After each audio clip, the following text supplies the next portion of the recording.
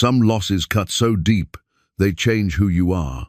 For Daniel Merrick, that loss came the night fire took everything he'd spent 5 years building. The 61-year-old widower had poured his savings and soul into restoring his family's old estate.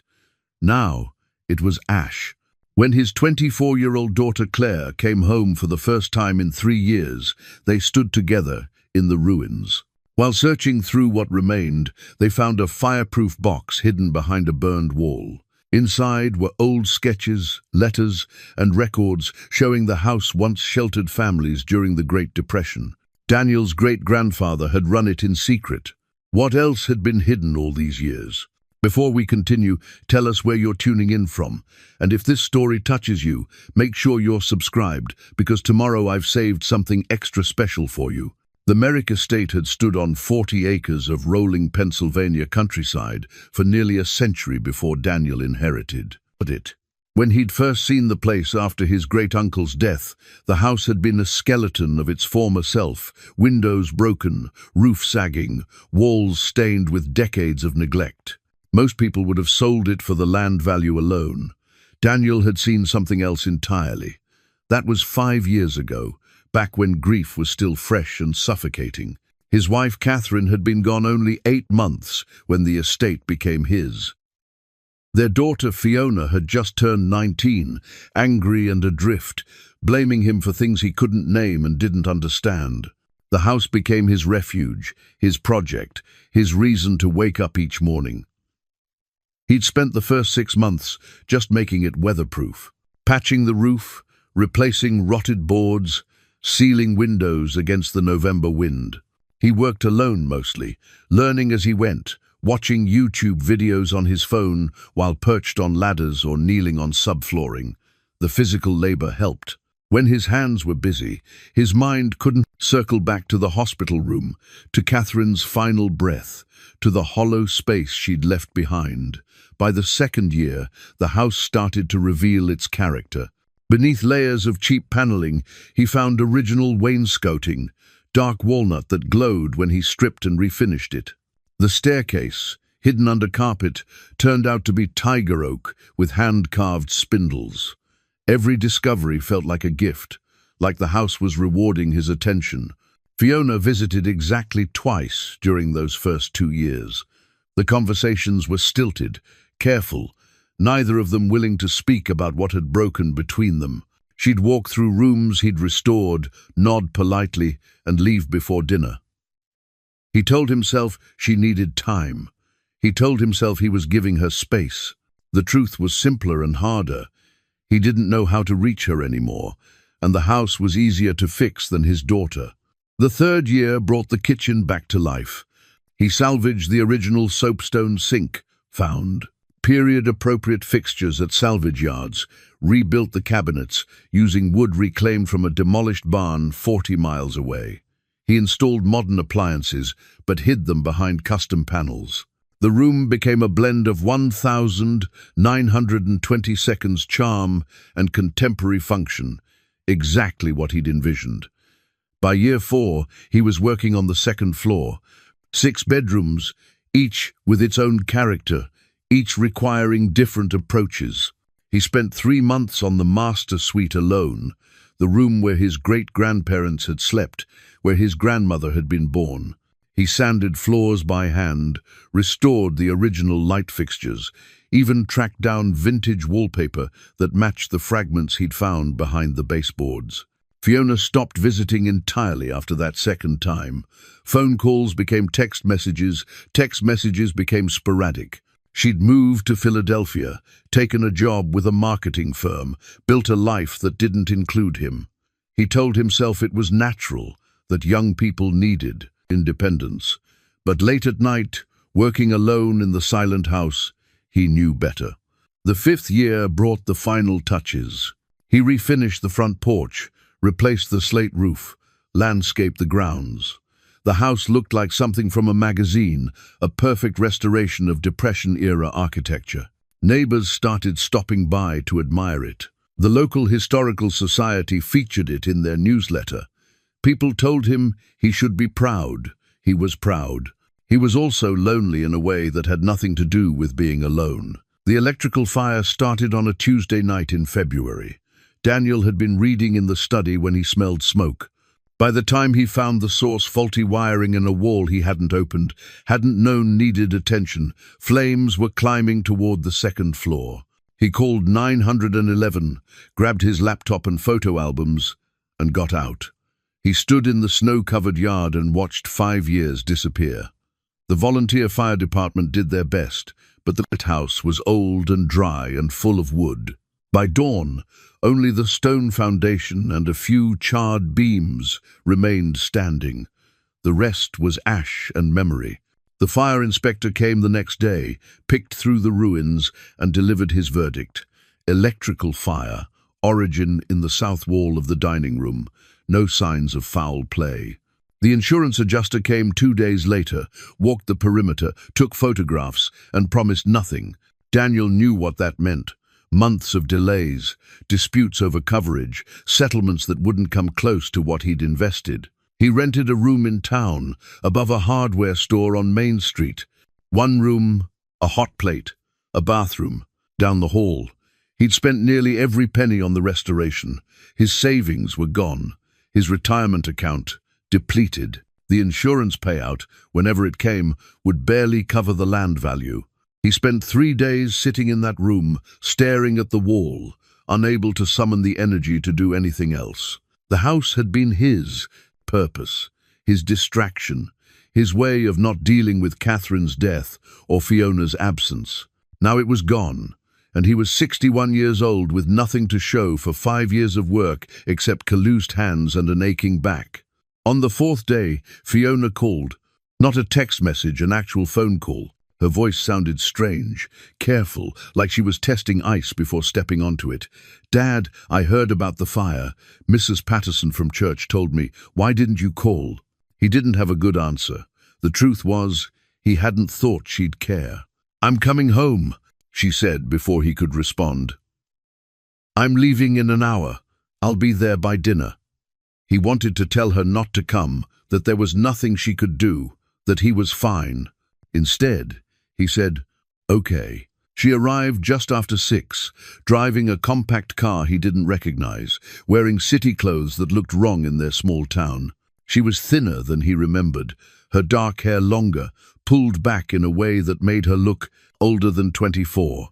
She hugged him in the parking lot, and for a moment she was 8 years old again, small enough to lift, simple enough to comfort. "Show me," she said. They drove to the estate in her car. The late February sun was setting, casting long shadows across the ruins. Yellow caution tape surrounded the property. The stone chimney stood like a monument among the wreckage. Everything else was destruction. Fiona walked slowly through what had been the front yard, her boots crunching on frozen ground. She didn't say anything for a long time. When she finally spoke, her voice was thick. "I'm sorry, Dad. I know how much this place meant to you." "It was just a house," he said, not believing it. "No, it wasn't." She turned to look at him. "It was your life. I know that. I'm sorry I wasn't here for it." They stood in the cold, the sky darkening above them, and something shifted. Not fixed. It would take more than one conversation to fix 3 years of silence. Shifted. An opening where there'd been a wall. "Can we look?" Fiona asked. "Is it safe enough to walk through?" The inspector said to stay out until they finish their investigation, but I don't think they're coming back. Daniel ducked under the caution tape. "Watch your step. The floors are gone in most places." They walked carefully, staying close to what remained of the walls. Daniel pointed out where rooms had been, what he'd accomplished in each space. Fiona listened, asked questions, seemed genuinely interested in a way she never had when the house was standing. In what had been the dining room, Fiona stopped. "Dad, look at this." Part of the south wall had collapsed, revealing the interior structure. Behind the charred exterior boards, there was a gap, a hollow space that shouldn't have been there, and in that space, barely visible in the fading light, was a metal box. Daniel's heart rate picked up. He pulled out his phone, turned on the flashlight, and aimed it at the wall. The box was about 2 feet long, a foot wide, made of some kind of reinforced steel. It looked old, weathered, but intact. "Is that what I think it is?" Fiona asked. "I don't know what it is. I never knew there was a hollow wall here. Can we get it out?" Daniel tested the burned boards. They crumbled under his touch, but the gap was accessible. He reached in carefully, gripped the box's handle, and pulled. It was heavy, but not impossibly so. He set it on the ground between them. The box was locked, but the fire had warped the metal enough that the latch was loose. Daniel worked it with his fingers until it gave way. The lid opened with a protest of old hinges. Inside were papers. Lots of papers, remarkably well preserved. On top was a set of architectural drawings, the paper yellowed, but the ink still clear. Daniel unfolded them carefully. "These are the original plans," he said, studying the neat draftsmanship. "From 1932, looks like. But there are rooms here I never saw, spaces that weren't in any of the later drawings I worked from." Fiona leaned in, pointing to a notation. "What does that say? Private quarters? South wing?" "Was there a south wing?" "Not that I knew of. The house was always symmetrical, center hall, rooms on both sides." He traced the drawing with his finger. "But according to this, there was additional construction. Hidden rooms, maybe?"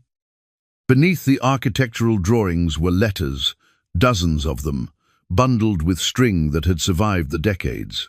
Daniel untied the first bundle carefully.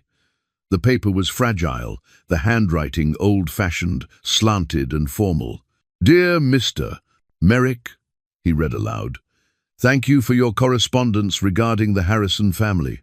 We have made arrangements as discussed and will forward them on Tuesday next." He checked the date.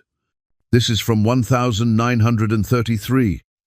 Fiona was digging deeper into the box. She pulled out a leather-bound book, its cover cracked but intact.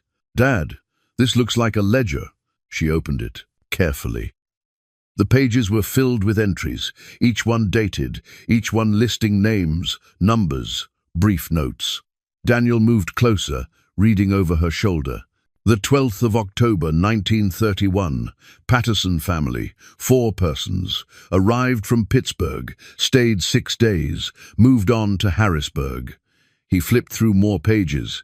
"The 3rd of December, 1931, Morrison family, 6 persons, including infant, Chicago, stayed 2 weeks.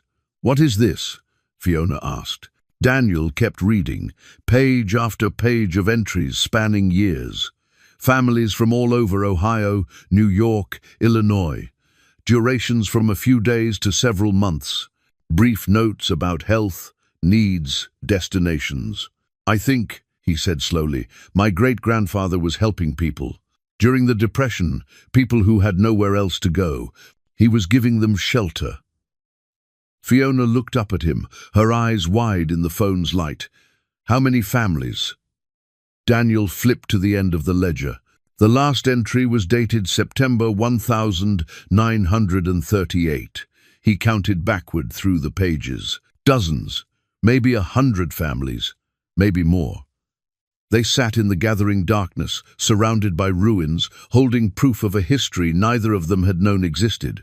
Daniel's great-grandfather, stern in the few photographs that survived, the man no one talked about much, had run some kind of refuge for desperate families.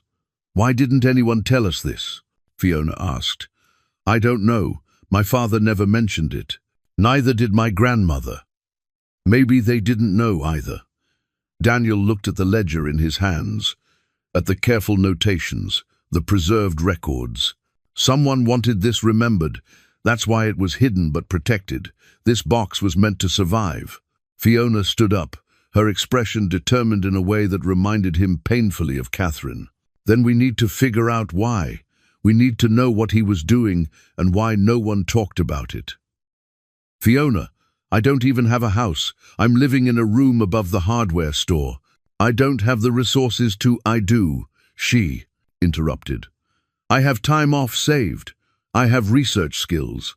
And Dad," she paused, her voice softening, "I need this. I need something to do with you that isn't about Mom, or about me leaving, or about everything we haven't said for 3 years. Can we just do this? Can we figure out what Great-Grandpa was doing?" Daniel looked at his daughter, really looked at her for the first time since she'd arrived. He saw Catherine in her face, saw determination and pain and hope, all mixed together. He saw a chance he'd thought was gone. "Yeah," he said. "Yeah, we can do that." They gathered up the box and its contents and carried them back to Fiona's car. As they drove away from the ruins, Daniel glanced in the side mirror at what remained of his 5-year project. The house was gone, but maybe, somehow, it had given him something better. Maybe it had given him back his daughter. The next morning, they spread everything from the fireproof box across the floor of Daniel's rented room. It wasn't much space, but it was enough.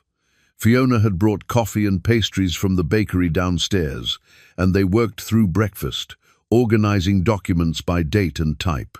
The architectural drawings revealed a house more complex than Daniel had ever realized. He'd worked from plans filed with the county in 1955, when his great-uncle had done renovations. Those plans showed a straightforward 2-story home with a basement. These original drawings from 1932 showed something different: additional rooms in the basement, a concealed stairway, spaces marked storage that seemed too large for their designated purpose. "He was hiding people," Fiona said, studying the basement layout. "These rooms were never meant to be seen by visitors. Look, there's no access from the main stairs. You'd have to know where the hidden entrance was." Daniel traced the lines with his finger. "I spent 2 months working on that basement. I thought I knew every inch of it. How did I miss this? Because you weren't looking for it, and because whoever closed it up did a good job." She pointed to a notation. "This says, sealed 1940.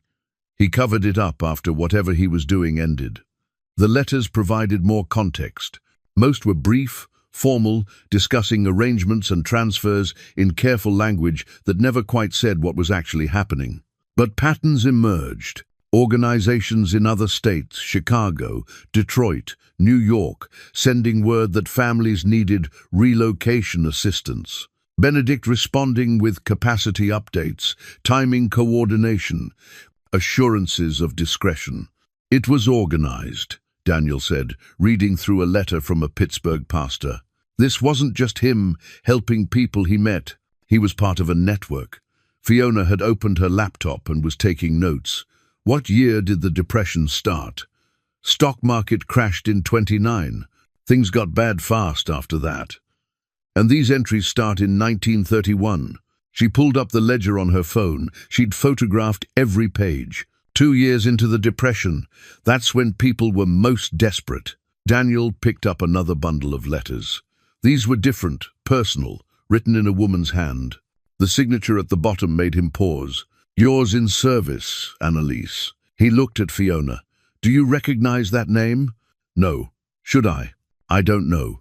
It feels familiar somehow." He read the letter aloud. "Dear Benedict, the family arrived safely and are settling in well. The children are resilient, though the mother still grieves for what they left behind. Your kindness provides more than shelter. It provides hope. We must continue this work, whatever the cost." "Benedict," Fiona said. "That was Great-Grandpa's first name." "Yeah, Benedict Merrick." Daniel flipped through more letters from Annalise. There were dozens, spanning from 1932 to 1938. Her tone grew more urgent as the years progressed. References to increased danger and those who oppose us, and discretion becoming vital. "Dad, I think this was more than depression relief." Fiona was reading something on her laptop. "I'm looking at historical timelines. 1933, that's when Hitler came to power in Germany. 1935, Nuremberg laws. 1938, Kristallnacht." Daniel felt something cold settle in his stomach. "You think he was helping Jewish families?" I think maybe he was helping all kinds of families, but especially ones fleeing persecution. Look at some of these names in the ledger. She read from her phone. Cohen, Goldstein, Levy, Rosenthal, Weiss. Daniel took the ledger and flipped through it with new eyes. She was right. Mixed in with Irish names and Italian names and Polish names were unmistakably Jewish surnames, and many of them were listed as coming from New York or Baltimore port cities where immigrants would have arrived. But this was before the war, he said, before most Americans knew what was happening. Some people knew. Some people were paying attention. Fiona found another letter. Listen to this. It's from 1937. The situation in Europe grows dire. Those with means can still escape, but many have nowhere to go. Our government turns them away. We must do what we can, when we can, for as long as we can. Dad, they were running an underground railroad for refugees. Daniel sat back against the wall, overwhelmed. His great-grandfather had always been a cipher in family law, a stern man, religious, principled, but distant. He died in 1962, when Daniel's father was still young. No one talked about him much. Daniel had assumed there wasn't much to tell. Why didn't anyone know about this? He asked. Why hide it? Maybe it wasn't safe to talk about. If he was helping people, the government wouldn't admit if there were people opposed to what he was doing. Fiona trailed off, then looked up sharply. Dad, what happened to Annalise? I don't know. I've never heard that name in family stories. Fiona was already typing, searching. Her face went still as she read something on the screen. Oh no. What? She turned the laptop toward him. It was a newspaper archive, a scan of a page from the Harrisburg Patriot News, dated October 1938. Local woman found dead, Daniel read. Annalise Keller, 32, of Chester County, was found deceased in Marsh Creek on Tuesday evening. Authorities believe Miss Keller, who had been visiting the area, lost her footing on the creek bank. Her death has been ruled accidental. Miss Keller was unmarried and had no immediate family. Services will be private. The article was small, tucked in a corner of the page. Easy to miss. Easy to forget.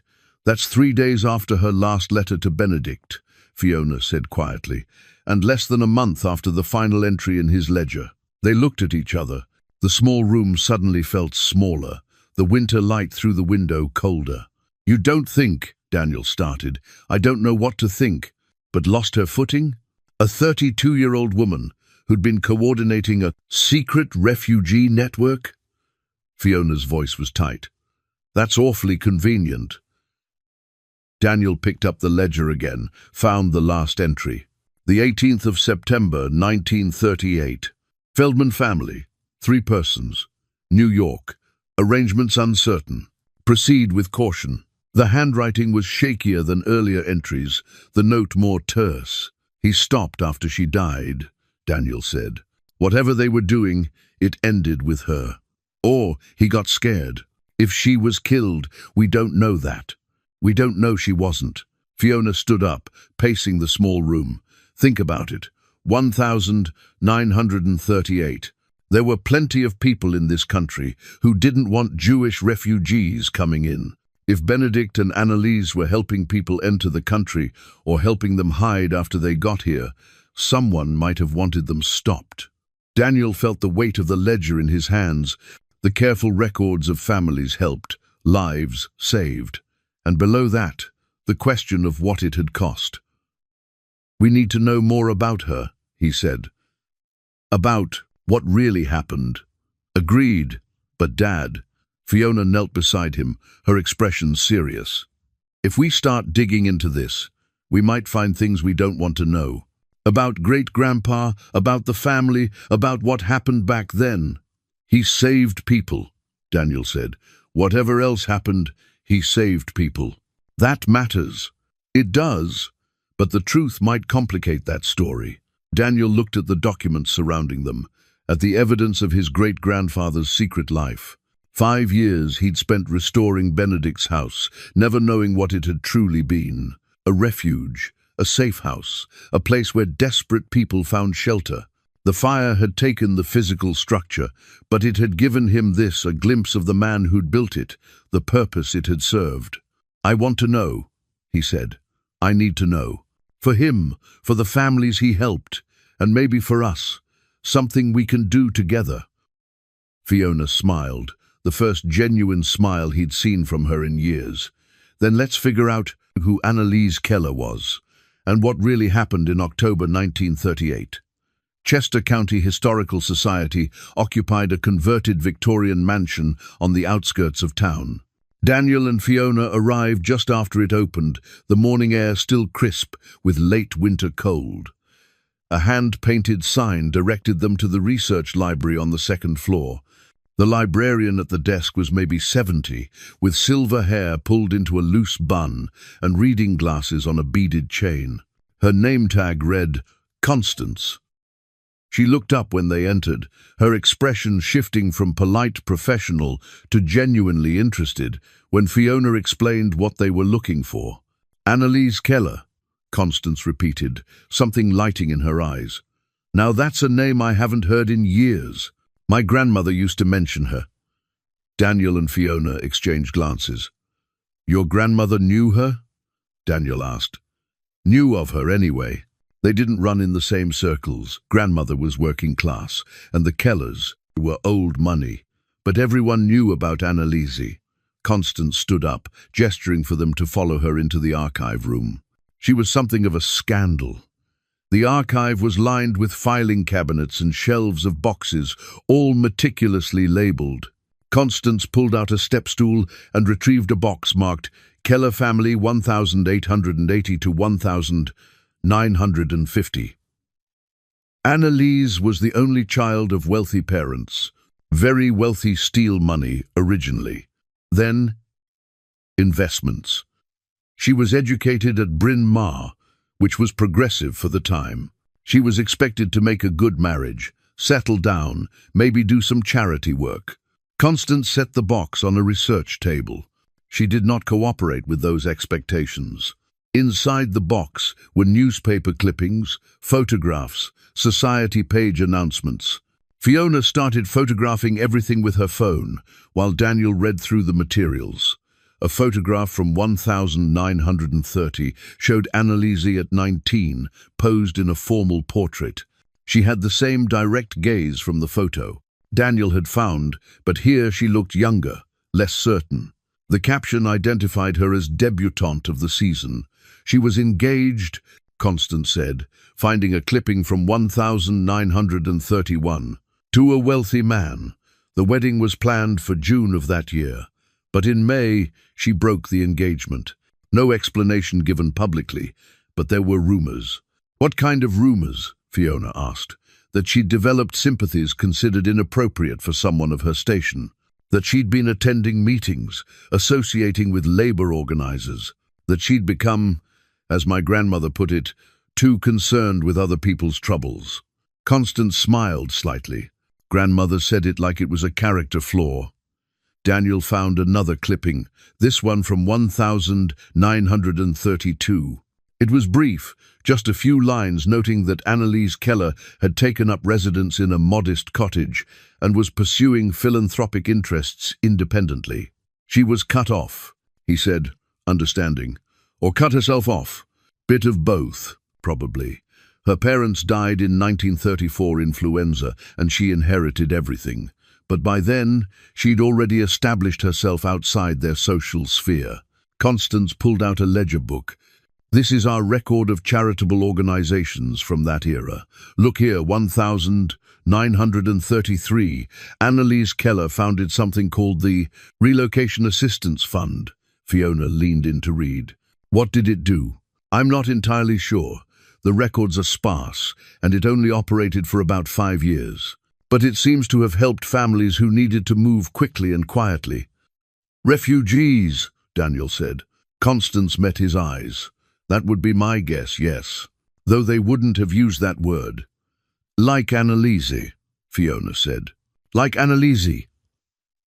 Constance pulled out one more item, a photograph of a group at what looked like a meeting. She pointed to a woman in the second row. That's her, 1936, at a conference in Philadelphia for refugee aid organizations. In the photo, Annalise stood among serious-looking people, older than her. She fit right in. What happened to her? Daniel asked. The newspaper said she drowned. Constance's expression shifted, became more guarded. That's what they said. But you don't believe it. I don't know what I believe. I know my grandmother didn't believe it. She said the Kellers had made enemies, that there were people in the county who didn't approve of what Annalise was doing, and that when she died, those people seemed awfully quick to declare it an accident and move on. Who were they? Fiona asked. The enemies? I don't have proof of anything. Just stories passed down, the kind of thing people whispered about but never said outright. Constance looked between them. Why are you asking about Annalise? Daniel pulled out the photograph from the fireproof box, the one of Benedict and Annalise with the families. That's my great-grandfather, Benedict Merrick. We found documents showing he was working with Annalise, helping families during the Depression. We're trying to understand what they were doing and what happened to end it. Constance studied the photograph for a long moment. When she looked up, her eyes were bright. Then you need to be careful. Careful of what? Of asking the wrong questions to the wrong people. Chester County is a small place with long memories. Some families still have influence, still have reasons to prefer certain stories stay buried. She handed the photograph back. But if you're determined to dig, I can point you in a direction. She went to another filing cabinet and pulled out a folder. These are records from the coroner's inquest into Annalise's death. Brief, perfunctory, no real investigation. But there's a witness statement here from someone who saw her the day she died. A groundskeeper at the Keller estate. His name was Perry Sutherland. Is he still alive? Daniel asked. No, he died in the 70s. But his son still lives in the area. Runs a landscaping business. If his father told him anything about that day, he might be willing to share it. Fiona was already typing the name into her phone. I found him. Sutherland Landscaping. That's about 20 minutes from here, Constance said. She wrote down the address on a slip of paper. Tell him I sent you. They thanked her and gathered their materials. As they were leaving, Constance called after them. One more thing. Annalise's former fiancé, his family is still prominent here. His grandson sits on several boards, including the historical societies. If your research touches on anything that might reflect poorly on that family. She didn't finish the sentence. We'll be careful, Daniel promised. They found Sutherland Landscaping in an industrial park. The office was a small building attached to a warehouse. A man in his 60s stood in the parking lot, talking to a crew. When Daniel and Fiona approached, he excused himself and came to meet them. Mr. Sutherland, my name is Daniel Merrick, and this is my daughter Fiona. Constance from the Historical Society suggested we talk to you about your father, and about something that happened in 1938. His expression became curious. About what? About Annalise Keller. Sutherland studied them for a moment, then nodded toward the office. Come inside. The office was functional desk, filing cabinets, a coffee maker. Sutherland poured 3 cups and sat down behind the desk. My father didn't talk much about his time working for the Kellers, he said. But when he did, there was always this weight to it, like he was carrying something heavy. What did he tell you? Daniel asked. That he liked Miss Annalise. That she was kind to the staff, treated them like people, that she was doing important work. Sutherland sipped his coffee, and that her death wasn't what they said it was. What did he think happened? Fiona asked, leaning forward. He never said directly. But he told me once, when I was grown, that Miss Annalise had been threatened, that there were men who came to the estate, men who didn't like what she was doing, and that the day she died, she'd told him she was meeting someone she didn't trust but had to see. Did he say who? No. But he said she was nervous, more nervous than he'd ever seen her. She gave him something that day, an envelope, and told him if anything happened to her, he should hold on to it. Keep it safe. Daniel's pulse quickened. Did he keep it safe? He did, and before he died, he gave it to me, made me promise to keep it, said maybe someday someone would come asking the right questions. Sutherland stood up and went to a filing cabinet. From the bottom drawer, he pulled out an old manila envelope, yellowed with age. I think maybe you're those someones. He handed the envelope to Daniel. It was sealed, the glue dried and cracked, written on the front in faded ink, for the truth, when it can be told.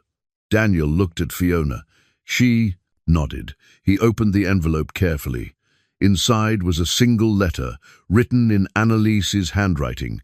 The date was October 1938, the week she died. Daniel read it aloud, his voice steady despite the tremor in his hands. To whoever finds this, if you're reading it, then I am likely dead, and the truth has been kept hidden too long. For 6 years, I have worked with Benedict Merrick and others to help families escape persecution. We have sheltered them, fed them, helped them find safety when their government would not. This work has made enemies.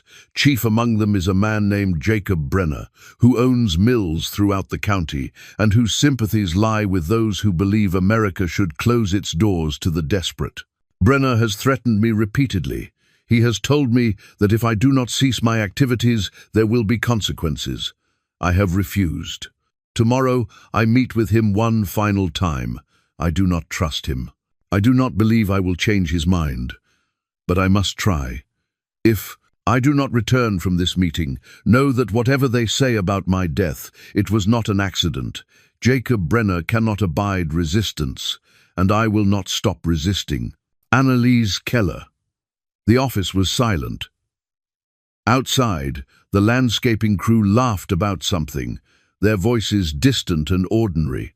Inside, 3 people sat with evidence of murder that had been called an accident for 87 years. Jacob Brenner, Fiona said finally. Do you know that name?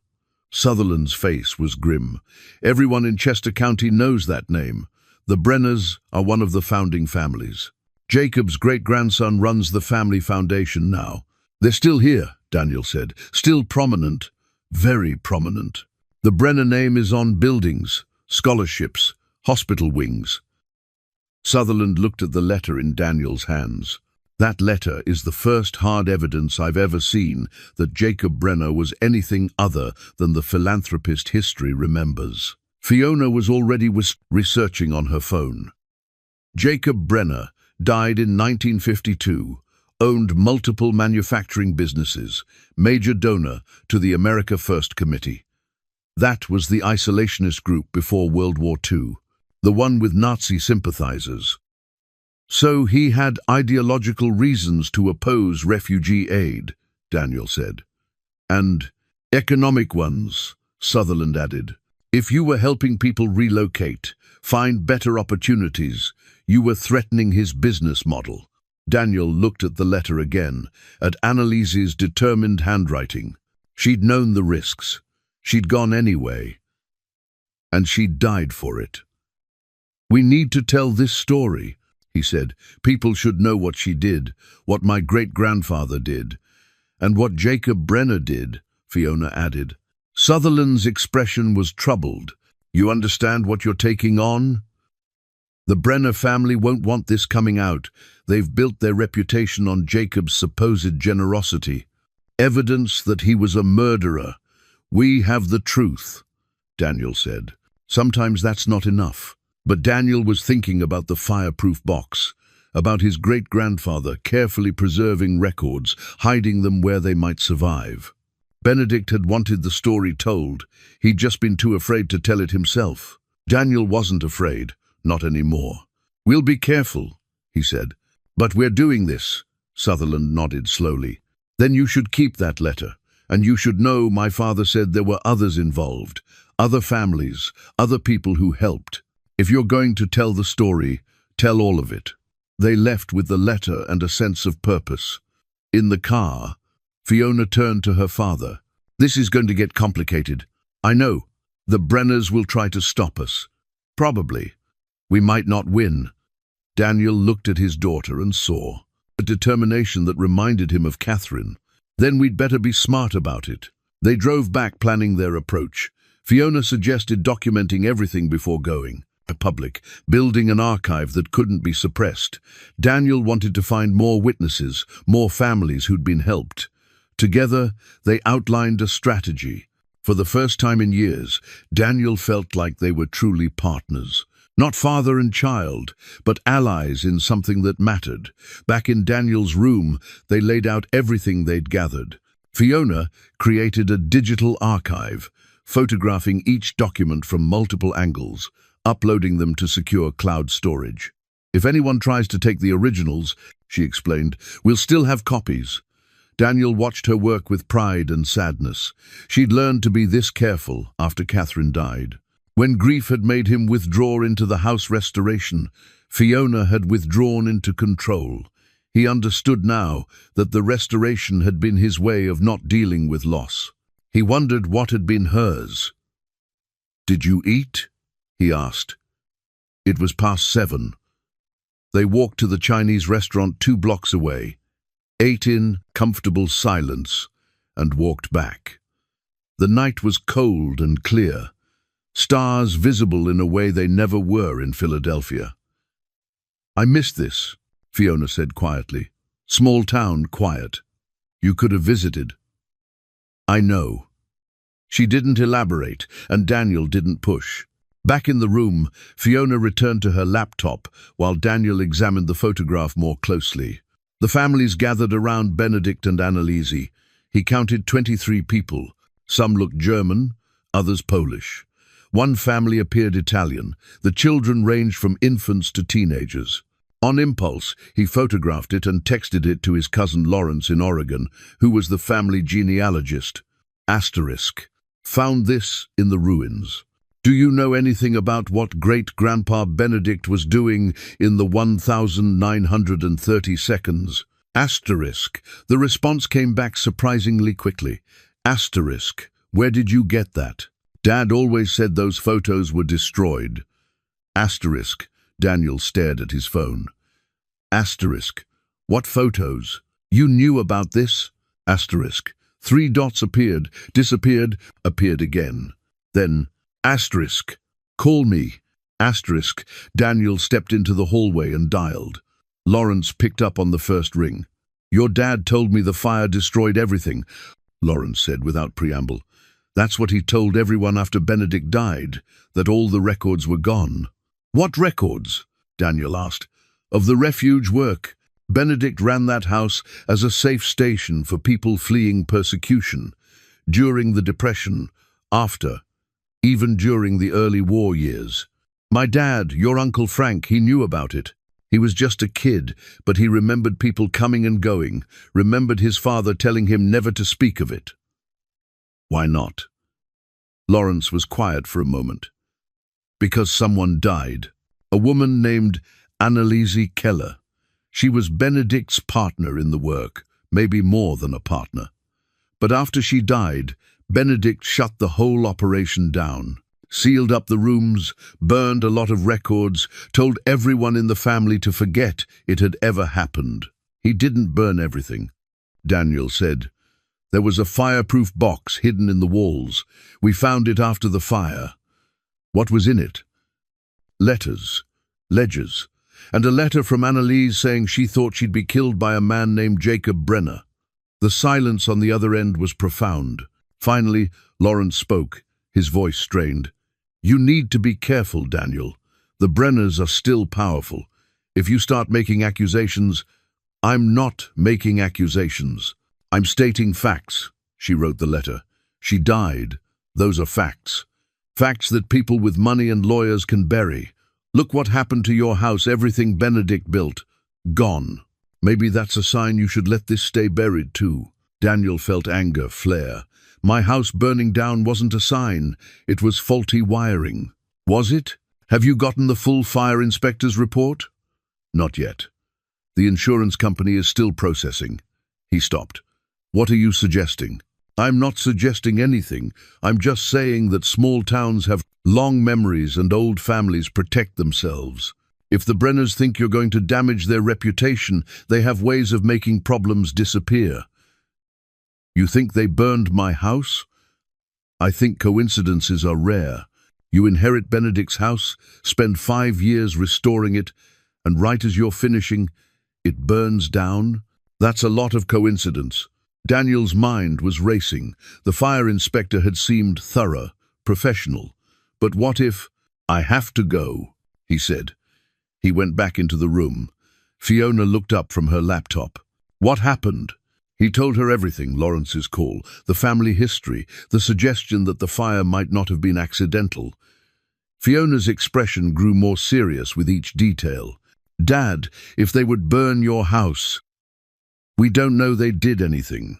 Lawrence was just speculating, based on family knowledge we didn't have until tonight." She pulled up a new browser window. "We need to get that fire inspector's report. The full one, not just the summary." They worked until past midnight. Fiona set up spreadsheets tracking families from the ledger, noting locations, dates, any details that might help identify descendants. Daniel drafted a careful introduction, explaining their project, emphasizing historical preservation rather than criminal investigation. By the time they stopped, Fiona had identified 12 families with common enough surnames that genealogy databases showed potential matches. She drafted messages to send through various ancestry websites, asking if anyone had family stories about staying at an estate in Pennsylvania during the 1,930 seconds. "It's a long shot," she admitted. "Most of these people would be in their 90s. We're more likely to reach grandchildren.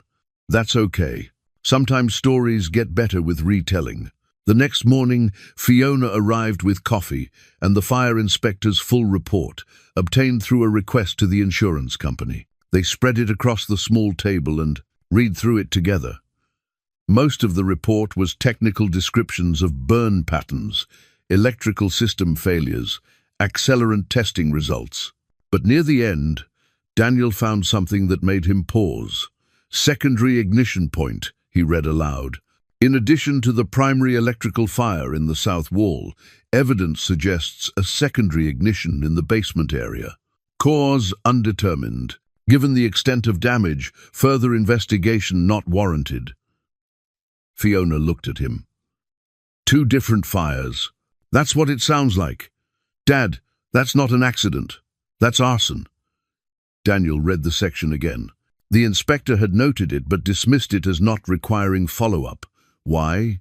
Because the primary cause was clearly electrical, or because someone had encouraged him not to look too closely? "We need to talk to the fire inspector," Fiona said. The fire inspector's name was Gerald Whitmore.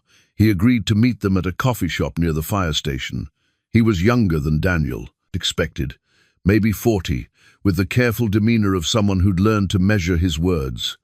"I remember your property," he said after they'd gotten coffee. "Significant loss. I'm sorry." "Thank you," Daniel said. "We had some questions about the report, specifically about the secondary ignition point you mentioned." Whitmore's expression didn't change, but something flickered in his eyes. "What about it? You said the cause was undetermined. What does that mean exactly?" "It means I couldn't establish a clear origin for that particular fire. The basement was extensively damaged. Could have been electrical, could have been stored materials, could have been a dozen things. But it was separate from the main fire," Fiona said. "Started independently." "Appeared to—" "Yes, but in a fire that intense, with that much structural collapse, it's difficult to establish precise timelines. Or someone set it deliberately," Daniel said. Whitmore set down his coffee cup carefully. "Is there a reason you'd think that?" Daniel and Fiona exchanged glances. They'd agreed not to mention the Brenners directly. "Not yet. We've learned some things about the house's history," Daniel said. "About activities that took place there in the 1,930 seconds. Activities that certain people might have wanted forgotten. Mr. Merrick, if you're suggesting arson, that's a serious accusation. Do you have evidence?" "Do you?" Fiona asked. "Evidence it wasn't arson?" Whitmore was quiet for a moment. When he spoke, his voice was lower. Off the record, and I mean completely off the record, there were some anomalies I didn't include in the final report. What kind of anomalies? The burn pattern in the basement was consistent with an accelerant, not conclusive, but suggestive, and the timing bothered me. The electrical fire would have taken time to spread, but the basement fire seemed to have started almost simultaneously. Why didn't you investigate further? Daniel asked. I recommended it. My supervisor decided it wasn't necessary. Who is your supervisor? Daniel asked. Chief Harding. He's been with the department 30 years. Fiona was already searching on her phone. Her face went still. Chief Ronald Harding, board member of the Brenner Family Foundation. The silence at their table felt heavy. Whitmore didn't look surprised. You knew, Daniel said. I knew there were connections. I didn't know what they meant. Whitmore glanced around the coffee shop, making sure no one was close enough to overhear. Look, I can't prove anything, but I can tell you that when I raised concerns about the secondary fire, Chief Harding shut down the conversation very quickly. Said we had limited resources and needed to focus on clear-cut cases. Can you reopen the investigation? Fiona asked. Not without new evidence or a formal complaint. And even then, with the chief's involvement. He trailed off. I'm sorry. I wish I could do more. After Whitmore left, Daniel and Fiona sat processing what they'd learned. They burned your house, Fiona said quietly. The Brenners, or someone working for them. They knew what was hidden there. But how? No one knew about the fireproof box. I didn't even know. Maybe they didn't know specifically. Maybe they just knew Benedict had used the house for the refuge network, and they couldn't risk what might be preserved there. They returned to Daniel's room to check Fiona's outreach efforts. She'd received 3 responses to her genealogy inquiries overnight. 2 were dead ends. The 3rd was different. Asterisk. My grandmother stayed at a house in Pennsylvania when she was 7 years old. She never forgot it. She said the man who ran it saved her family's life. His name was Benedict Asterisk. The message was from a woman named Judith Rosenberg, living in Maryland. She'd included her phone number. Fiona called immediately, putting it on speaker. An older woman answered, her voice warm but cautious. Miss Rosenberg, my name is Fiona Merrick. I sent you a message about your grandmother. Yes, I got it. You said you were researching the Merrick estate? That's right. Benedict Merrick was my great-great-grandfather. We recently found records showing he helped families during the Depression. Your grandmother's name, Sophie Feldman, is in his ledger. There was a sharp intake of breath. How do you know that name? Grandma Sophie died 15 years ago. It's in the records. September 1938. She came from New York with her parents and her brother Samuel. Oh my God, Judith said softly. She told me stories, but I never knew the exact details. She said a man named Benedict took them in when they had nowhere else to go, that he kept them safe. Safe from what? Daniel asked. Who's that? This is Daniel Merrick, Benedict's great-grandson. Please, anything you can tell us would help. Judith was quiet for a moment. Grandma Sophie came from Berlin originally. Her family got out in 1937, but barely. They made it to New York, but they had no money. No connections. Her father couldn't find work. No one would hire Jews, even in New York. They were living in a single room, desperate. How did they find Benedict? Fiona asked. Through a network. Grandma said there were people helping families like theirs, moving them to safer places. Someone in New York contacted someone in Pennsylvania, and they ended up at Mr. Merrick's house. How long did they stay? 3 months, long enough for her father to find work in Harrisburg. Grandma said Mr. Merrick taught her English, that there was a woman there who helped her mother learn to cook. She said they were the kindest people she'd ever met. Daniel's throat was tight. The woman, do you remember her name? Grandma called her Miss Annalise. She said Miss Annalise had beautiful dark hair and sad eyes, that she sang songs in different languages to comfort the children. Fiona and Daniel looked at each other. "Miss Rosenberg," Fiona said carefully, "would you be willing to talk about this publicly? To help us document what Benedict and Annalise did?" "Why? What's this really about?" Daniel decided on honesty. "We think Annalise Keller was murdered because of the refuge work. We think powerful people covered it up. We want to tell the real story, what they accomplished, why it mattered, what it cost." Judith was quiet for so long that Fiona thought she'd hung up. Finally, Grandma Sophie used to say she owed her life to those people, that if it weren't for them, she would have died, if not from hunger, then from the camps. She got out just in time. Most of her cousins who stayed in Germany didn't survive. "Then help us honor them," Daniel said. "Help us make sure people remember." "Yes," Judith said. "Yes, I'll help. What do you need?" They spent an hour on the phone with her, recording the conversation with her permission, getting details about Sophie's stay, about Benedict's kindness, about the other families who were there at the same time. Judith promised to send photographs. Sophie had kept a few from that period, including one of her standing in front of the house. When they hung up, Fiona was smiling. "That's one. We need more." They worked through the afternoon, cross-referencing names from the ledger with genealogy databases, reaching out through multiple platforms. By evening, they had 3 more responses, all promising. Each contact led to more information, more connections. The network Benedict and Annalise had been part of was larger than Daniel had imagined.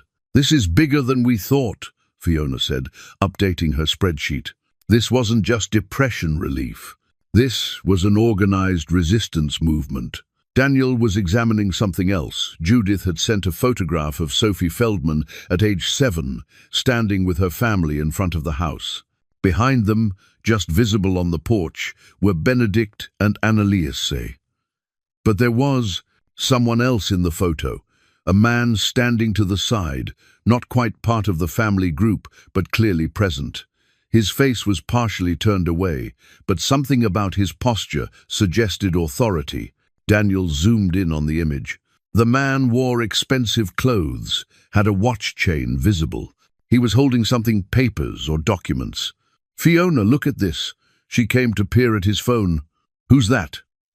"I don't know, but he was at the house in 1938. Fiona took the phone and zoomed in further, then suddenly went very still. "Dad, look at the car behind him." Daniel looked. Parked on the edge of the frame was a black sedan. On the door was a partial emblem. Fiona was already enhancing the image. The emblem became clearer, a stylized B, surrounded by flourishes. "Brenner Mills," she said. "That's the Brenner Mills Company logo." They stared at the photograph. Jacob Brenner had been at Benedict's house. He'd been present while refugees were being sheltered there. "Maybe he was supporting the work," Daniel said. But even as he spoke, he knew that didn't make sense. "Or he was documenting it," Fiona said. "Gathering evidence, building a case to shut them down." Daniel thought about Annalise's letter. She hadn't written about a supporter. She'd written about an enemy. "We need to know more about him," Daniel said. "About what he believed, what he was doing in the late 30s. Fiona pulled up her research files. Jacob Brenner was a founding member of the America First Committee in this region. He gave speeches, wrote editorials, argued that America should close its borders. She pulled up a scanned newspaper article from 1938. Listen to this. Mr. Brenner stated that certain racial groups were unsuited to American values and that admitting them would dilute the national character. Daniel felt sick. Benedict and Annalise had been sheltering the very people Brenner wanted to keep out. "Do we know when this photo was taken?" Fiona asked. Daniel checked the metadata Judith had sent. August 1938, 2 months before Annalise died. They looked at each other. Brenner had been documenting the refuge work, and then, 2 months later, Annalise was dead. "We need to find out if there are other photos," Daniel said. "If Brenner was watching them, there might be more documentation." "Those would be private family papers," Fiona said. not something they'd share voluntarily. No, but maybe there are other ways. Fiona's phone buzzed. She glanced at it, then her expression changed. "Dad." We got another response. "This one's different." She showed him the message. It was from someone named Alan Keller, responding to a query about Annalise. Asterisk. My great-aunt was Annalise Keller. My family doesn't talk about her, but my grandmother left me some of her things before she died. Letters, a diary. I think you should see them. Can we meet? Asterisk. Daniel's hands were shaking as he typed a response. This was it, direct access to Annalise's own words, her own story. They arranged to meet Alan Keller the next day, at his home 3 hours away. It would mean another long drive, but neither of them hesitated. Alan Keller lived in a restored farmhouse outside of Lancaster, surrounded by fields. He met them at the door, a man in his late 50s, with wire-rimmed glasses and the cautious manner of someone who'd learned to be careful with family secrets. "Come in," he said, leading them through a house that smelled of old wood and coffee. "I wasn't sure I should respond to your message. My family has always been very private about Annalise." "Why?" Fiona asked as they settled into his living room. "Because her death was a scandal. At least, that's what my grandmother said. The official story was that she'd become involved with inappropriate people, that she'd strayed from her social obligations. When she died, the family wanted to move past it quickly." "But your grandmother knew," Daniel said. "She was Annalise's younger sister. She was only 16 when Annalise died, but she remembered everything. And she never believed the accidental drowning story." Alan went to a bookshelf and pulled down a wooden box, worn smooth with age. "Before grandmother died, she gave me this. Said someone should know the truth about Annalise." He opened the box carefully. Inside were letters, photographs, and a small leather-bound journal. "This is Annalise's diary," Alan said, handling it with reverence. "She kept it from 1937 until just before she died. Grandmother found it hidden in Annalise's room after the funeral. She kept it secret for 60 years. Daniel reached for it with trembling hands. Fiona moved closer, and together they opened to the first page. Asterisk, the 1st of January 1937. "I begin this year knowing I will likely not finish it as the person I am now. The work Benedict and I have undertaken will change us both, or it will destroy us. Either way, there is no turning back." Asterisk, they read in silence, Alan watching them. The diary entries were detailed, passionate, sometimes frightened. Annalise wrote about families arriving in the night, about children who'd seen things no child should see. Asterisk, the 15th of March, 1937. A family from Munich tonight. The father was a lawyer, respected, successful, now worth nothing. Jews are no longer allowed to practice law, to teach, to own businesses. His wife was beaten in the street. Their daughter is 8 years old and has stopped speaking. Benedict finds them a room, gives them warmth and food. The daughter sleeps for 14 hours straight. When she wakes, she asks her mother if this is heaven. Asterisk, Fiona's hand found Daniel's. They kept reading. The entries showed the network's operations contacts in New York and Chicago, safe houses in other states, families being moved from danger to safety. Annalise wrote about the constant fear of discovery. Asterisk, the 3rd of June 1937. My former fiancé came to the house today. He demanded I stop this nonsense, said I. Was embarrassing his family. That my work was unpatriotic and dangerous. I told him, some things are more important than patriotism. He left angry. Asterisk.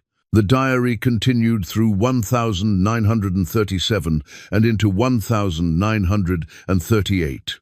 The entries became more anxious. Annalise wrote about feeling watched, about strangers asking questions in town. Asterisk. The 10th of February 1938. Jacob Brenner visited Benedict at the mill today, offered to buy his business for twice its value. Benedict refused. I know what this means. Brenner is trying to remove Benedict's financial independence to force him to stop the refuge work. Asterisk, asterisk, the 22nd of May, 1938. Brenner came to the house today. He walked through, looking at everything, asked pointed questions about the guests Benedict entertains. I told him we help families in need, that Christian charity demands no less. He laughed, said charity was admirable, but harboring illegal immigrants was criminal. Asterisk, Daniel looked up at Alan. Did she know he was documenting everything? Keep reading. Asterisk, August 30, 1938. I saw him today, taking photographs. Brenner stood across the road with a camera, making no attempt to hide. He wants us to know we're being watched. He wants us to be afraid. Benedict says we should stop for a while. But there are 3 families here now, and 2 more arriving next week. Where would they go if we closed our doors? Asterisk. The handwriting grew shakier in the September entries. Annalise wrote about nightmares, about feeling trapped. Asterisk. The 24th of September 1938. Benedict begs me to leave, to go somewhere safe. He says Brenner's threats are no longer veiled. But I cannot leave these families, and I cannot let Brenner win. If we stop now, he'll know that threats work. Asterisk. The 2nd of October 1938. Brenner sent me a letter, direct, unmistakable. He writes that my activities are damaging to the community, that I am aiding people who threaten American values. He says if I do not cease immediately, he will take matters into his own hands.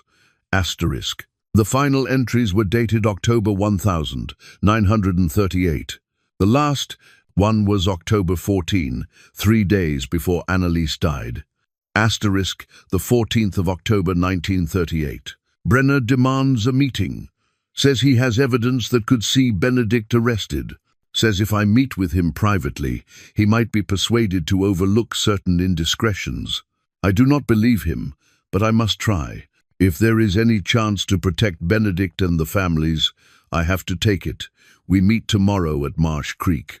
I have told Perry, the groundskeeper, if something happens, he knows where to look.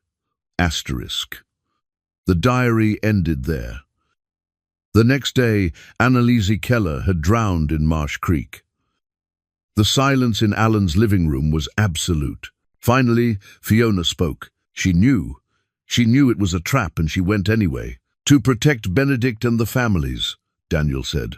His great-grandfather's grief suddenly made sense. He'd let her go to that meeting, knowing the danger. Alan reached into the box again. There's more.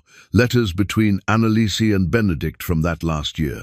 The letters were intimate, revealing a relationship that went beyond partnership. Benedict and Annalise had loved each other. They wrote about dreams for after the refuge work ended, about a future together. Asterisk. My dearest Benedict. Asterisk. One letter read, asterisk. When this is over, I want only simple things. A garden, Sunday dinners, the sound of your voice reading evening prayers. We have given so much to this work. Perhaps when it's done, we might give something to ourselves. Asterisk. Daniel's eyes burned. Benedict had lost not just a partner, but the woman he loved, and he'd carried that grief for the rest of his life. There's one more thing, Alan said. He pulled out a small cloth bundle. Grandmother found this with Annalise's things. He unwrapped it carefully. Inside was a child's doll, handmade from scraps of fabric with button eyes and yarn hair. Stitched into the hem of its dress were the words asterisk for Sophie with love, A. K. Asterisk. Fiona gasped. Sophie Feldman, the girl from Judith Rosenberg's family. Annalise made this, Daniel said, holding the doll gently. She gave it to one of the children she was protecting. Mr. Keller, Daniel said, would you allow us to share these? The diary, the letters, this doll. Would you help us tell Annalise's story? Alan was quiet for a long time. My family won't like it. They've spent 87 years pretending Annalise was an embarrassment. This will force them to confront what she really was, a hero who was murdered for doing the right thing. Yes, Fiona said. It will. Good, Alan said firmly. It's time. Grandmother made me promise that if anyone ever came asking the right questions, I should tell them everything. You're asking the right questions. They spent the rest of the afternoon photographing every page of the diary, every letter, documenting everything in the box. Alan told them stories his grandmother had shared about Annalise's kindness, her determination, her refusal to be intimidated. Grandmother said the day Annalise died, the whole town knew something was wrong. But no one spoke up. Brenner was too powerful. When they ruled it an accidental drowning, no one dared contradict them. "Except your grandmother," Fiona said. "Except grandmother." She told anyone who'd listen that Annalise had been murdered. They called her hysterical, grief-stricken. Eventually, she stopped talking about it publicly, but she never stopped believing it. As the sun began to set, they prepared to leave. Alan walked them to the car, carrying the box. "Keep these," he said, handing it to Daniel. "Use them. Tell the story right. Annalise deserves that much." On the drive back, neither spoke much. They were processing what they'd learned, the weight of Annalise's sacrifice, the depth of Benedict's loss. "Dad," Fiona finally said, "we have enough now. The diary, the letters, the testimony from descendants. We can prove what they were doing and why it mattered. We can show that Annalise's death wasn't an accident. We can prove she thought Brenner would kill her," Daniel corrected. "We still can't prove he actually did it. The diary is pretty damning evidence. It's evidence of her fear and his threats. But a lawyer would argue it's not proof of murder." Fiona's hands tightened on the steering wheel. "You know that's not what happened." "I know it. You know it. But we need evidence that will hold up to scrutiny. Something that connects Brenner directly to her death. Where would we even find that? It's been 87 years. Daniel thought about the photograph, about Brenner documenting the refuge work. He kept records. Men like that document everything. If he had photographers taking pictures, if he was building a case, he would have kept those records. "The Brenner family archives," Fiona said slowly. "Do you think they still exist? Family foundations usually maintain historical records, but we can't exactly ask to see them." Daniel smiled, despite the gravity. "No, but maybe we don't. I have to ask." He pulled out his phone and called the Chester County Historical Society. Constance answered on the third ring. "Constance, it's Daniel Merrick. Quick question, does the Brenner Family Foundation have archives at the Historical Society?" "Some, yes. When they renovated their offices 10 years ago, they donated several boxes." "Why? Would those records be accessible to researchers?" "Technically, yes, but..." She paused. "Daniel, what exactly are you looking for?" "I'm not entirely sure, but it would be from the late 1932. Correspondence, photographs, business records." Constance was quiet for a moment. "The Brenner collection isn't catalogued yet. It's in our storage facility. We've been short-staffed." "Could we look at it anyway?" "Not officially, but if someone were to volunteer to help with cataloguing, they'd have legitimate access. And what they happen to notice while cataloguing would be their own business." Daniel understood. "When could we start?" "Come by. Tomorrow morning. I'll set you up as volunteer archivists." After he hung up, Fiona was grinning. "She knows what we're doing. She knows. And she's helping. Why would she risk it? Because some people care more about truth than comfort." They drove the rest of the way in excited silence. Somewhere in the Brenner family papers there might be proof. A letter, a photograph, a record of payment. Back in Daniel's room, they laid out the doll next to the other artifacts. The fireproof box, the ledger, the photographs, Annalise's diary, Benedict's letters. Piece by piece, they were assembling not just a story, but a memorial. "Mom would have loved this," Fiona said suddenly. Daniel looked at his daughter, surprised. "She always said you had a good heart, that you cared about people even when you didn't show it." She'd be proud of what you're doing. What we're doing.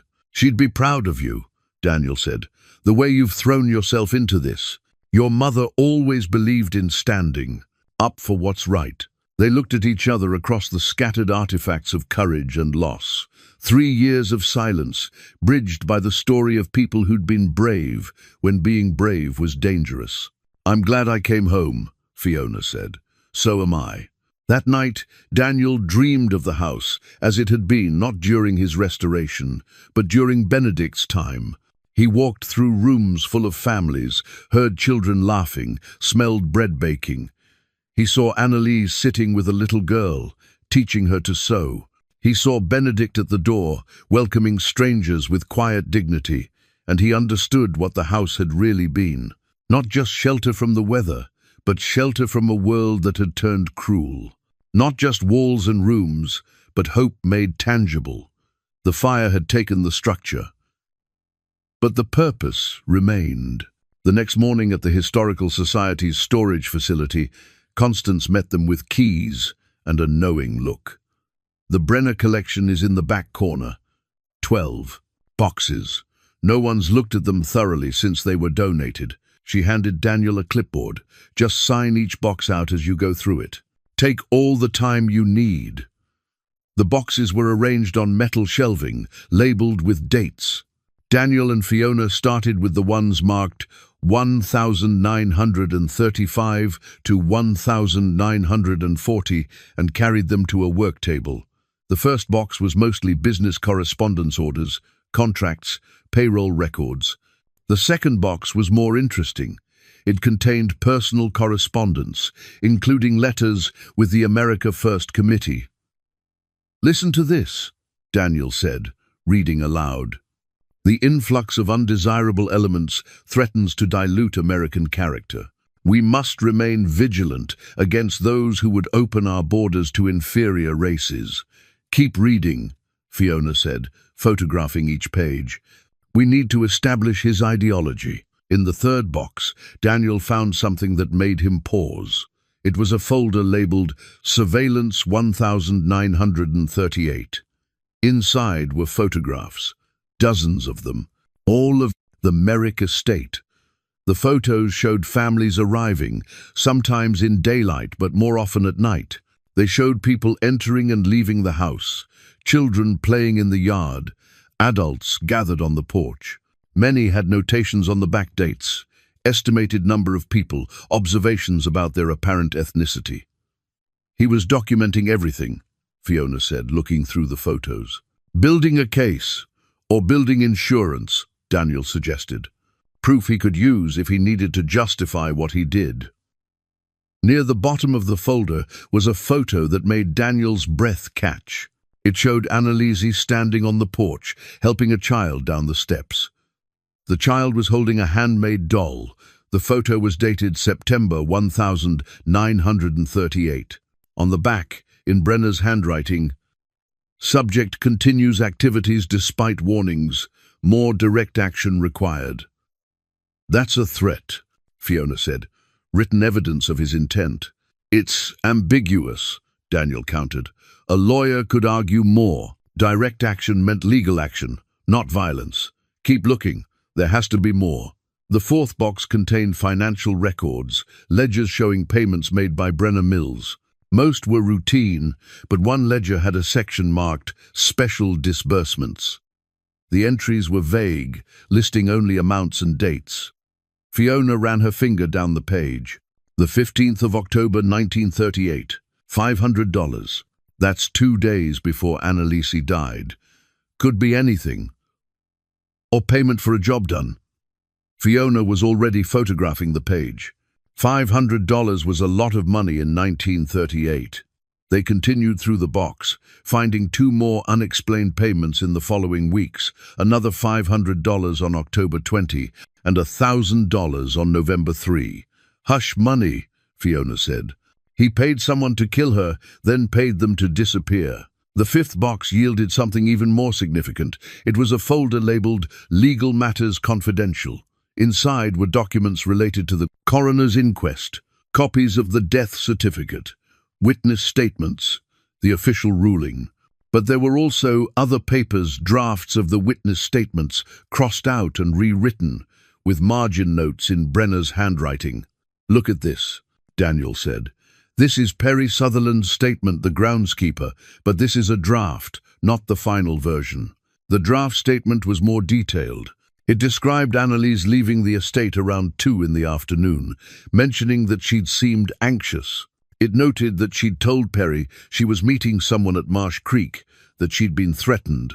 In the margin, Brenner had written, "Too specific, revised to remove references to meeting or threats." The final version was much shorter. It simply said Perry had seen Annalise walking toward the creek, that she'd seemed in good spirits, that he'd had no concerns. "He edited the witness statements," Fiona said, her voice shaking with anger. "He controlled the narrative. But there was more. At the bottom of the folder was a letter, yellowed with age, written in a shaky hand on cheap paper. Asterisk, "Mr. Brenner, I'd done what you asked and it's finished. But my conscience troubles me. That woman never hurt nobody. She was just helping people. This ain't right. I'm leaving Chester County. Don't try to find me. And don't never contact me again. What happened at the creek stays between you, me, and God. He'll judge us both." Asterisk. The letter wasn't signed, but it was dated the 19th of October 1938, 2 days after Annalise died. Daniel felt cold all over. This was it, not quite a confession, but close enough. Someone admitting they'd killed Annalise on Brenner's orders, expressing guilt, fleeing. "This is murder," Fiona said. "This is actual provable murder. Why would he keep this?" "Insurance," Daniel said. "If the killer ever tried to blackmail him, Brenner would have proof the man had acted willingly. Mutual destruction." They photographed everything in the folder, then continued through the remaining boxes. They found more surveillance photos, more threatening notations, more evidence of Brenner's obsession. In the final box, they discovered something unexpected, a sealed envelope marked "Not to be opened until 2025. Daniel and Fiona looked at each other. "That's this year," Fiona said. Daniel's hands were shaking as he opened the envelope. Inside was a letter, written in neat, feminine handwriting, dated 1995. Asterisk. "To whoever finds this, my name is Margaret Brenner. I am Jacob Brenner's granddaughter. I am writing this in my 83rd year, knowing I will be dead long before anyone reads it. For most of my life, I believed the family stories about my grandfather, that he was a great man, a patriot, a builder of industry. It wasn't until I was in my 50s that I found evidence to the contrary. In 1968, while cleaning out his effects after his death, I discovered a private journal. In it, he wrote about his activities in the 1930 seconds, his surveillance of those helping immigrants, and his decision to eliminate a problem at Marsh Creek in October 1938. He wrote about it matter-of-factly, the way one might describe fixing a business problem. He called Annalise Keller an obstacle and said removing her was necessary to preserve American values. He showed no remorse. I was horrified. I confronted my father with what I'd found. He told me the past was dead and buried, that exposing it would only hurt the family. When I threatened to go public, he bought my silence. I am ashamed to say I accepted his terms, a trust fund for my children, security for my old age, in exchange for destroying the journal and never speaking of it. I burned the journal as promised, but I could not burn my conscience. I am leaving this letter with instructions that it be sealed until 2025, 30 years after my death. By then, everyone directly involved will be gone. Jacob Brenner ordered the murder of Annalise Keller. He paid someone to kill her and make it look like an accident. He corrupted witnesses and officials to ensure the crime stayed hidden. I cannot undo his crimes, but I can ensure that someday someone knows the truth. If you are reading this, please make sure her story is told. Margaret Brenner Halstead, the 15th of July, 1995. Asterisk. Daniel and Fiona sat in stunned silence. The confession they'd needed from a family member who'd lived with the truth. She knew, Fiona whispered. She knew for decades and kept quiet. Until she couldn't anymore, Daniel said. Guilt is a heavy burden. They photographed the letter carefully, then replaced everything in the boxes. When they returned them to Constance, she took one look at their faces and knew they'd found something significant. Whatever you discovered, she said quietly, be careful how you use it. Not for much longer, Fiona said. Back in the car, they sat without starting the engine, processing what they'd learned. The surveillance photos, the edited witness statements, the confession from the hired killer, Margaret's letter together. They formed an unassailable narrative. Jacob Brenner had murdered Annalise Keller, not directly, but through an agent, which under the law made him just as guilty. And he'd used his power to cover it up, to corrupt the investigation, to ensure no one was ever held accountable. What do we do now? Fiona asked. Daniel thought about Benedict, carrying this knowledge for decades, too afraid to speak it. He thought about Annalise, walking to her death, knowing the danger but going anyway. He thought about the families they'd saved. We tell the story, he said, all of it. The refuge work, the courage, the murder, the cover-up. We make sure everyone knows. The Brenners will fight us. Let them. We have evidence they can't refute.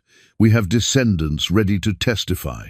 We have Margaret's confession implicating her own grandfather. Fiona smiled, fierce and determined. When do we go public? Soon.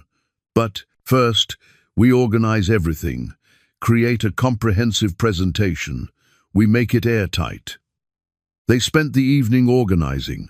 Fiona created a detailed timeline, cross-referencing dates from the ledger with Brenner's surveillance photos and payments.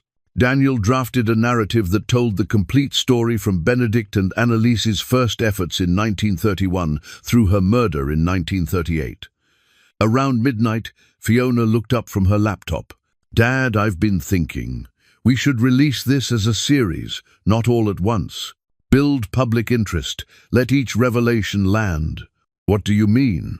First, we release the story of the refuge network, what they did, how many families they helped. Make people care about Benedict and Annalise as heroes. Then, once that's established, we release evidence of Annalise's murder. By then, people will be invested. They'll demand justice. Daniel considered it. That's smart. Frame the narrative before introducing the crime. It's what I do. Manage stories. Control messaging. She smiled slightly. I just usually do it for software companies, not historical justice. They worked until 3 in the morning, refining their approach, identifying the descendants they'd contact first, planning how to present evidence compellingly. They started with Judith Rosenberg. Within a week, Fiona had connected with 17 families whose ancestors had been sheltered at the Merrick estate. Each had stories, photographs, artifacts. Daniel drafted a comprehensive document titled The Merrick House, A History of Courage and Compassion, 1931 to 1938. 40 pages long, meticulously sourced, telling the complete story. Fiona designed it beautifully, incorporating photographs and first-person accounts. They decided to present it first to the State Historical Society. The meeting was scheduled for a Tuesday. The executive director, Patricia Langford, had reviewed their preliminary materials and expressed cautious interest.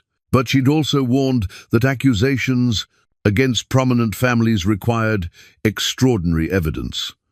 We'll need to be prepared for pushback, Daniel told Fiona the night before. That afternoon, he'd received a phone call from a lawyer representing the Brenner Family Foundation. The conversation had been brief and pointed. Mr. Merrick, I understand you've been researching historical matters related to the Brenner family. I'm calling to advise you that any public statements containing false or defamatory claims will be met with immediate legal action. I haven't made any public statements, Daniel had replied, but you're planning to. We're aware of your recent activities. Consider this a courtesy warning. The threat had been clear, but it had also confirmed something: they were being watched. He didn't tell Fiona about the call, but he made sure to upload copies of all their evidence to multiple cloud services, sent backup files to Lawrence, and gave Alan Keller instructions to keep the original diary somewhere safe. The morning of the presentation, they drove to Harrisburg. The State Historical Society occupied a beautiful building near the Capitol. Patricia Langford met them in the lobby. "Mr. Merrick, Fiona, thank you for coming." She led them to a conference room where 3 other people waited: 2 historians and the Society's legal counsel. "Given the nature of your research, I thought it prudent to have our attorney present." Fiona set up her laptop and projector while Daniel distributed printed copies of their report. Then, taking a breath, he began. He started with Benedict's story, a widower who'd turned grief into purpose, who'd opened his home to families fleeing poverty and persecution. He showed the ledger entries, explained the network's operations. The historians were engaged, taking notes, asking questions. This was the safe part. Then Daniel introduced Annalise Keller. He showed her photograph, read excerpts from her diary, explained her partnership with Benedict. "Opposition? From whom?" one of the historians asked. This was the moment. Daniel pulled up a surveillance photo, Jacob Brenner standing outside the Merrick estate, camera in hand. "From Jacob Brenner," Daniel said. "Industrialist, America First Committee member, and eventual murderer." The room went very still. Daniel continued methodically. He showed the surveillance photos, the threatening notations, the edited witness statements. He read Margaret Brenner's letter aloud. When he finished, no one spoke for a long moment. Finally, Patricia said, "This is explosive material. If true—" "It is true," Fiona interrupted. "We have verified every claim. The evidence is overwhelming. Nevertheless," the legal counsel said carefully, "you're accusing a deceased man whose descendants are prominent citizens. The society must be careful about endorsing such serious allegations." "These aren't allegations," Daniel said. "These are documented facts. Facts that will be contested. The Brenner family won't accept this quietly." "I know," Daniel said. "They've already threatened legal action against me." Patricia looked troubled. "They have? When?" "Yesterday." One of the historians spoke up. "We present it as historical documentation of the refuge network, verified and significant. We include Annalise's murder as part of the narrative, supported by contemporary evidence. We note the suspicious circumstances.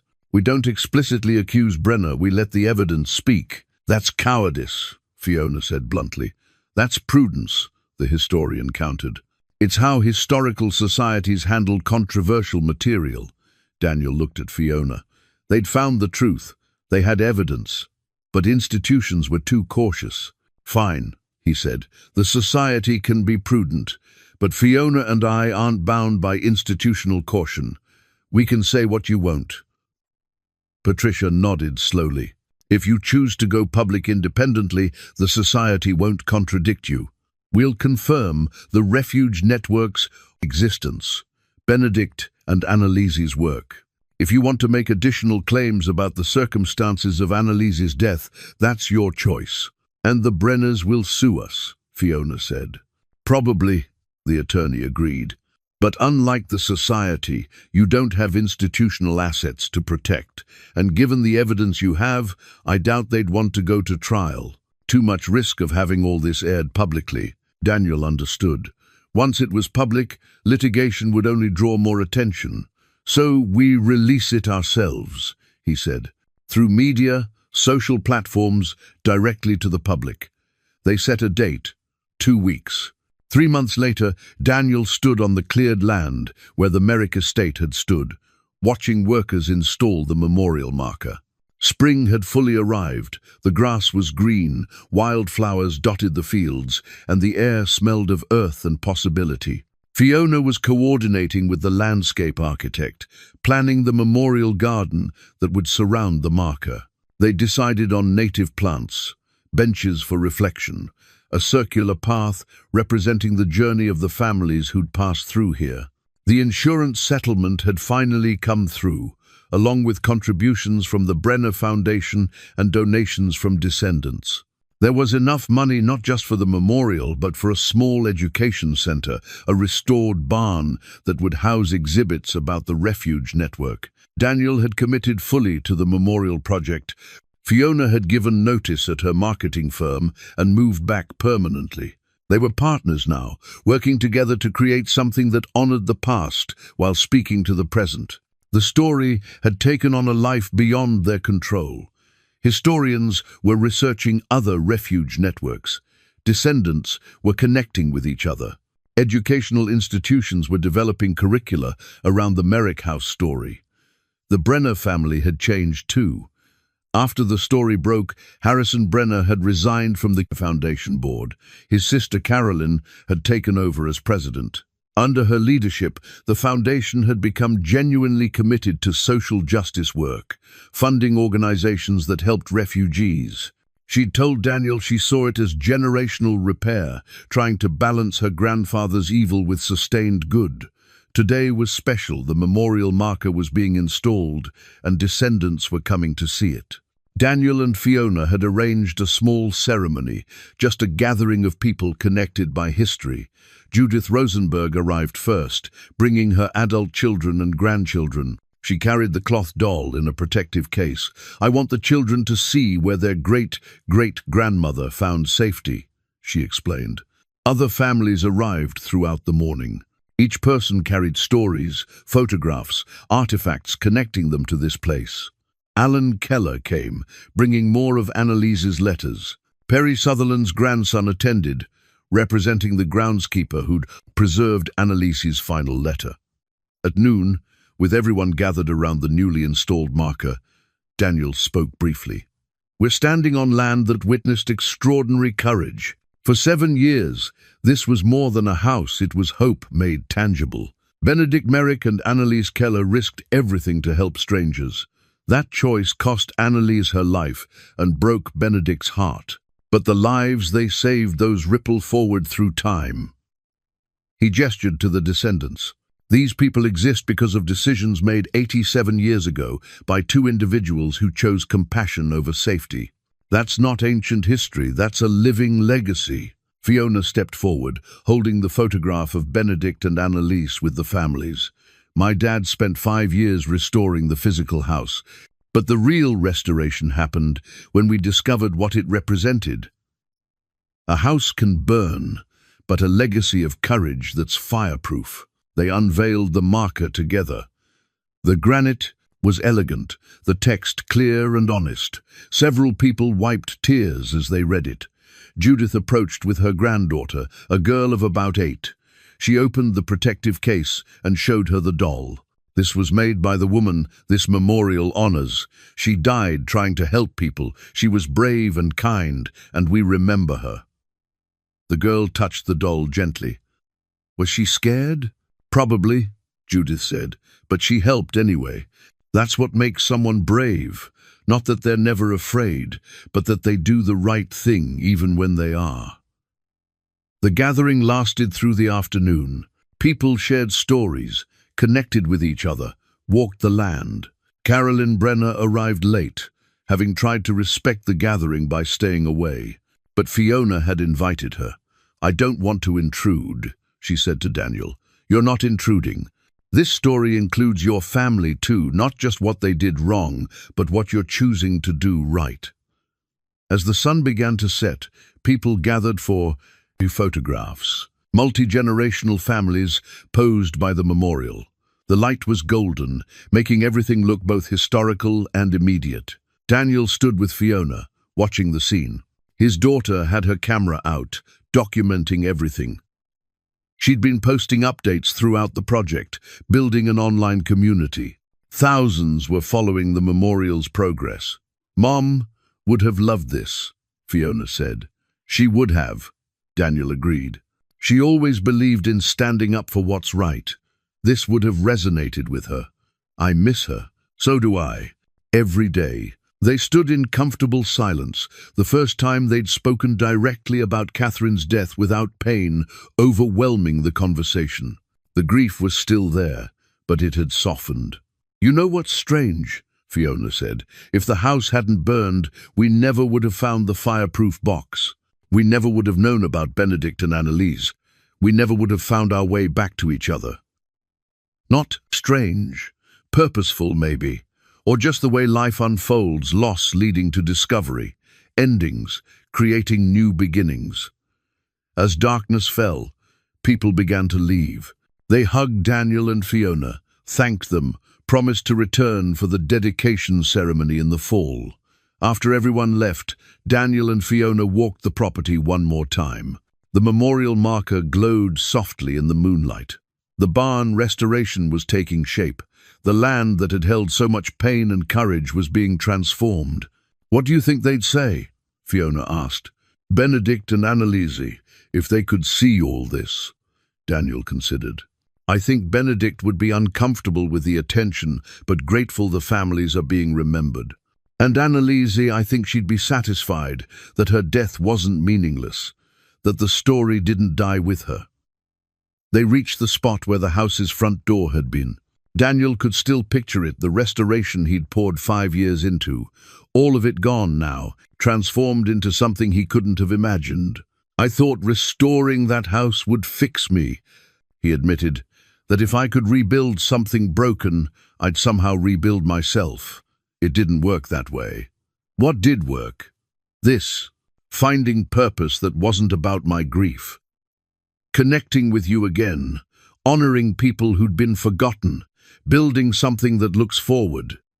Fiona slipped her arm through his. "We have so much work to do." "Good. I like having work that matters."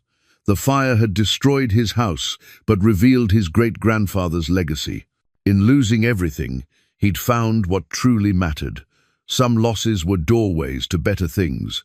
The house was gone. But the home built from connection and shared mission was stronger than ever. And that was the real legacy worth preserving.